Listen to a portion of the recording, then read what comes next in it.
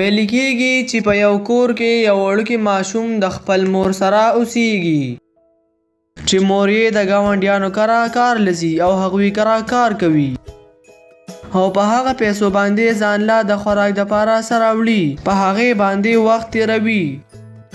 هغه مور یې چې کله د ګاونډیانو کره لاړه شي نو هغه زوی هم له ځان سره بوځي چې هغه وړوکی زوی یې هلته یو ماشوم قلاروي او دا یو ځای کې خپل کارونه کوي دوی دغه کارونه وکړي او واپس خپل کور ته راشي هغه مور په سبا باندې بیماره شي چې خپل زوی ورته وایي ارې مورې ته خو نن هلته کې کار له لاړلی ولې ته نن نه ځې څه نه بچې زه نن ډېره زیاته بیماره یمه زه نن هغې کار له نشم تللی چې ته بیماره یې نو زه به لاړ شم که نه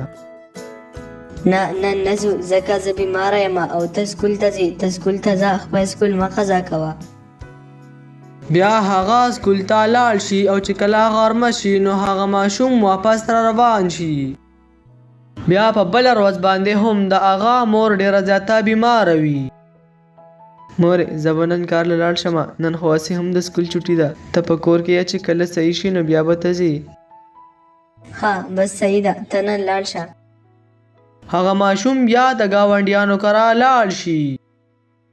او چې هغه ښځه ورته وایي تا مور خو پرون هم نه وه راغلی او هغه خو نن هم کار له ننړه ولې څه چل شوی هغه خو ډېره زیاته بیماره ده زه پرون سکول ته تللی ومه که نه زه پرون راتلمه او نن خو د سکول چوټي ده نو نن زه راغلمه اوس ماته کار وښایه زه څه وکړمه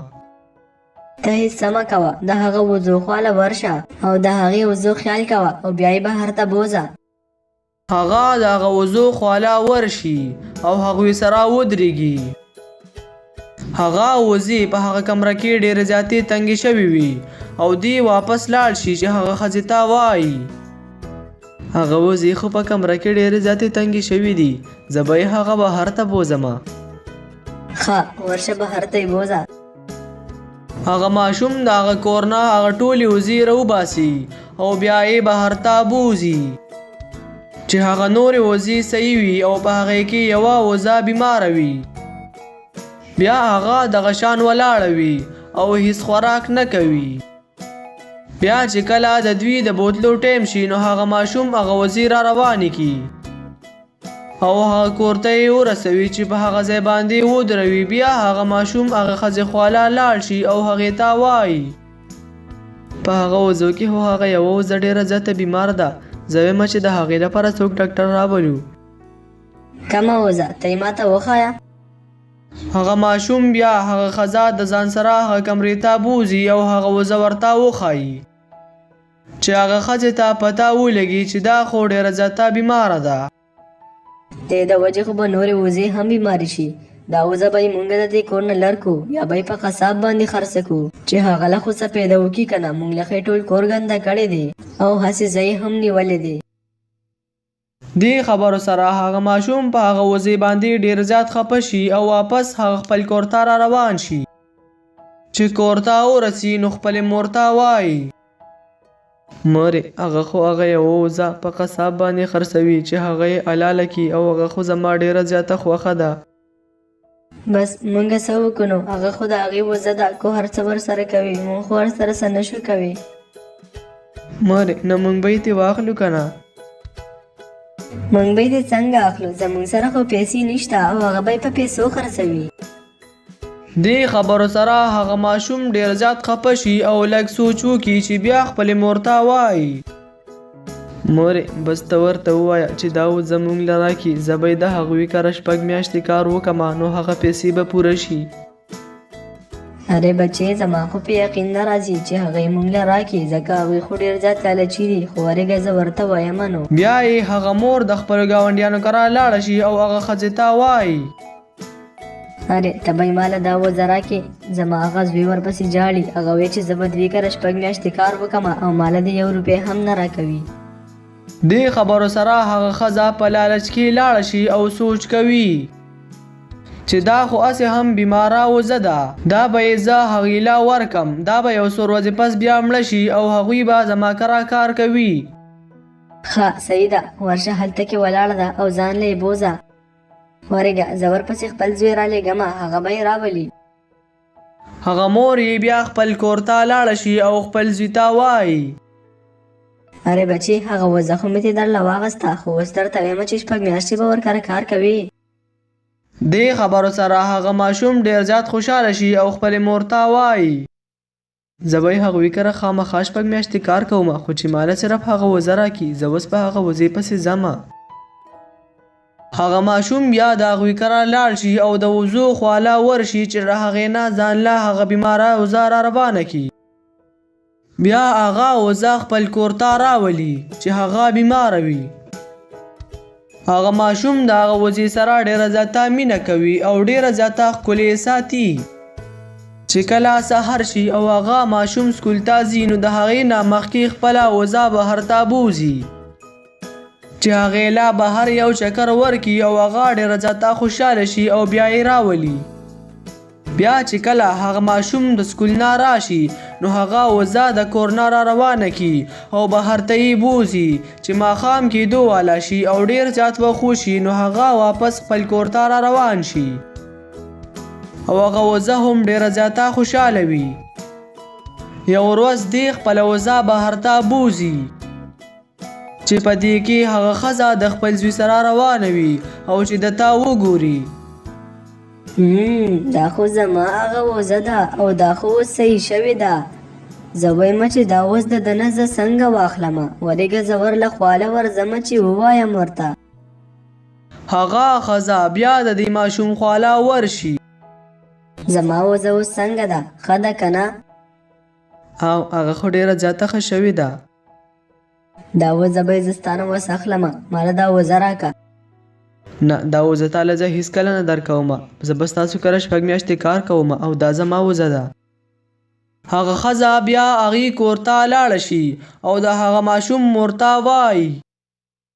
اره یا به راله پیسې راکوې او یا به راله هغه وزه راکوې. زه داسې نشم کولی چې تاسو زما کره کار کوئ او هغه وزه به ستاسو شي.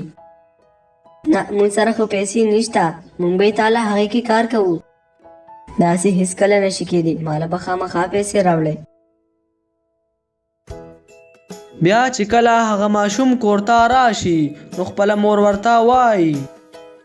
هغه خو دلته کې راغلی وه او ماته یې ویل چې دا وزه ماله راکه او یا به پیسې راکوي نو موږ به څه وکړو خو دا به ورله ورکړو که نه. نه دا هیڅکله نشي کېدی زه خو د خپلې وزې نه بغیر ژوند هم نشم تېروي دا خو زما ډېره زیاته خوښه ده. هغه ماشوم ډېر زیات خفه پاتې شي. بیا چې کله شپه شي نو هغه وزه په خپل کور کې ودروي او دی وده شي. چې کله سحر شي او دا ماشوم راپاسي چې د خپلې وزې خواله ورشي نو هغې ډېره زیاته سونه کړې وي. هغه ماشوم ډېر زیات خوشحاله شي او خپلې مور خواله ورشي.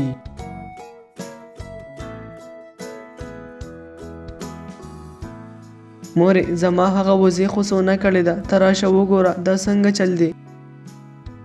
هغه مور یې ډېره زیاته حیرانه شي او د خپل زوی سره وزې خواله راشي.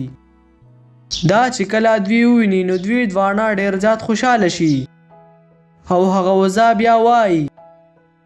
زه یو عامه وزه نه یمه زه یو جادویي وزه یمه تا په ما باندې ډېر زیات رحم وکړو او زما دې ډېر زیات خیال کوو نو ته اوس په دې باندې مزې کوه. دې خبرو سره دوی دواړه ډېر زیات حیران شي او هغه وزې ته وایي ښه ستا ډېره زیاته مننه دا سونه به اوس موږ خرڅه کړو او د دې نه به لږې پیسې هغوی له ورکړو. بیا دوی هغه سونه خرڅه کړي او چې هغه ښځه ورپسې په دوباره راشي چې وزه ترې غواړي دوی ورله وزه ورنه کړي او د هغې بدله کې ورله ډېره زیاتې پیسې ورکړي. هغه ښځه ډېره زیاته خوشحاله شي دوی کور نه لاړه شي او دا پته هم ورته نه وي چې هغه وزه یو جادویي وزه ده. دوی د هغې سره ډېر زیات مالداره شي او ځان لا یو غټ کور واخلي. بیا کلیواله ته پته ولګي او هغوی د دې باره کې خبرې کوي چې هغې ښځې ته بیا پته ولګي او هغه په دوی پسې راشي. دا وزه ماله راکړئ دا خو زما وزه ده زه به د دې په بدله کې تاسو له قیمتي وزه درکم د هغه خپلو نه دا خو هسې هم ناجوړه ده. نه زه تاله دا وزه نشم درکوي دا خو زمونږ وزه ده کو ته اوس هر څه کوې. په دوی پسې یو دوه ښځې راغلي وي او هغه په دوی باندې طاقتورې وي. دوی د هغه وزه خپل طرف ته کي. بیا هغه وزه په یو بل شکل باندې بدله شي او دوی ته وایي اره تاسو سره به زه اوس وګورم، تاسو خو زه په قصاب باندې خرڅولم او اوس وایئ چې دا وزه زمونږ ده. زه د دوی وزه وم او ما ول ډېره زیاته سونه ورکړه. هغې جادویي وزې بیا هغه دواړې ښځې په هغه ځای باندې مړې کړې وي او هغه بیا دوی دواړو ته وایي تاسو له چې ما کومه سونه درکړې ده او په هغې باندې ژوند کوئ چې کله هغه ختمیږي نو زه به بیا راځم او تاسو له به نوره هم راوړم او هغه واپس په هغه ځای باندې ورک شي چې د دوی په کور کې ډېره زیاته سونه پاتې شي او ټول کلیواله دې ته حیران وي. په ټول کلي کې بیا دوی ډېر زیات مالدار وي او ډېر ښکلی ژوند شروع کړي. دې ویډیو نه موږ ته دا سبق ملاویږي چې تاسو له چا سره ظلم مه کوئ، خلکو باندې رحم کوئ.